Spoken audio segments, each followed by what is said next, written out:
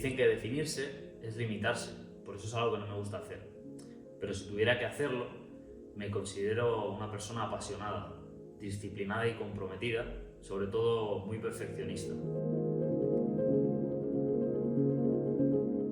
Del graffiti queda todo menos el anonimato. Cuando entré en el instituto hice ciertas amistades que estaban metidas en el mundo del graffiti y me contagiaban sus experiencias y anécdotas llenas de adrenalina, y todo eso me contagió mucho las ganas de querer probar la acción de pintar en la calle. Todo surgió de manera muy natural, el aprendizaje fue autodidacta, de aprender de otros compañeros, de artistas urbanos que tenía como referentes. Ni siquiera tenía como referentes artistas consagrados de la historia del arte. Fue un inicio que marcó mucho mi trayectoria, porque precisamente gracias a esos inicios decidí hacer Bellas Artes y formarme como artista. En cuanto a las maneras de hacer o de pintar, a día de hoy sigo utilizando sprays, trazos y gestualidades típicas del graffiti, lo único que llevadas a otros soportes como pueden ser un tablero de madera, un lienzo o muchos otros. Pero sí que es cierto que sigo a día de hoy haciendo referencias en mis obras de elementos que me voy encontrando en la calle que hacen referencia al graffiti, como pueden ser firmas de escritores, pegatinas o registros propios del arte urbano.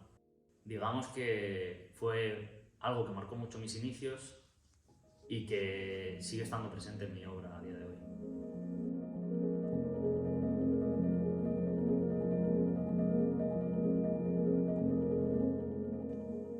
En realidad, mi proceso creativo surge de manera muy intuitiva, subconsciente. No sé muy bien dónde me va a llevar. Es precisamente ese factor sorpresa de lo inesperado, de lo que surge, lo que hace o considero que hace especial a mi obra o a lo que surge en mi obra. De alguna manera, yo parto de una realidad en la que me muevo, en la que surgen experiencias, vivencias, y voy recopilando momentos a través de la fotografía para posteriormente generar una nueva imagen a través de una estrategia de bocetos digitales, donde me doy la libertad de transformar toda esa realidad a partir de la imaginación, de mis deseos, de mis sueños. Porque al final, ¿quién no sueña, desea, fantasea?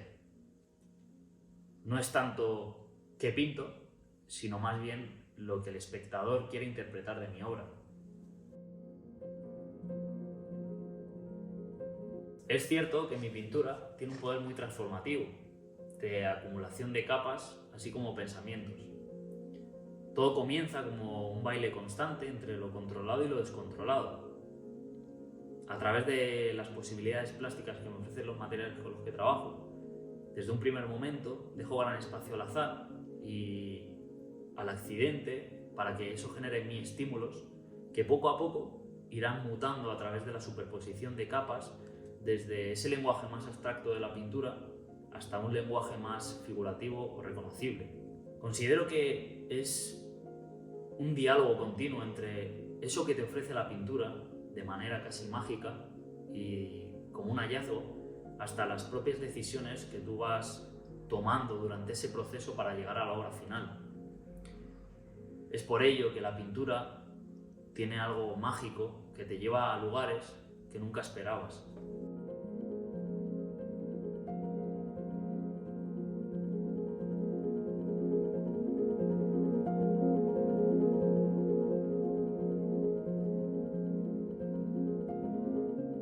Sí, es cierto que los dos utilizamos el concepto de reflejo en nuestras obras, pero yo considero que de manera muy diferente.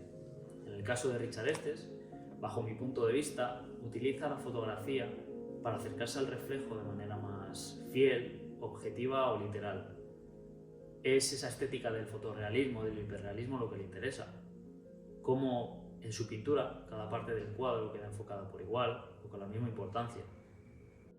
En mi caso, son las sensaciones que me produce el propio reflejo lo que me interesa. Cuando observo cómo la luz incide en un cristal, se genera una realidad distorsionada, donde los diferentes espacios se solapan unos a los otros, dando lugar a un mundo de fantasía que puede ser imaginado. También donde la figuración y la abstracción están en constante diálogo. Algo parecido sucede en mi pintura. También me interesa mucho la propia plástica de la pintura, las maneras de hacer, cómo cada parte del cuadro está resuelta y cómo los diferentes lenguajes que surgen en el propio proceso conviven unos con otros.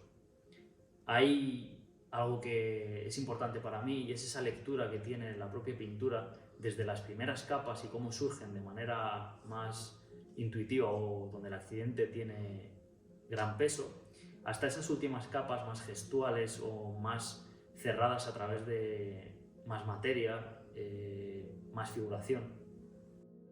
Pero en realidad no es tanto si es fácil o difícil, es más ese propio proceso y todo lo que surge durante él lo que me lleva a una realidad irreal, a generar una ilusión óptica.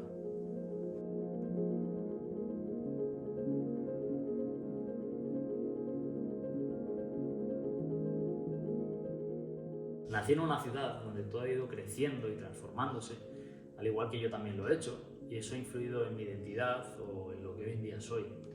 En ese proceso de salir a caminar en búsqueda de estímulos para llevar a la pintura, surgen reflexiones, vivencias, inquietudes que inevitablemente será reflejado en mi pintura como extensión de mí mismo. Es en ese proceso de caminar donde me doy cuenta de cómo la vida moderna ha ido alejando la naturaleza cada vez más de nuestras vidas.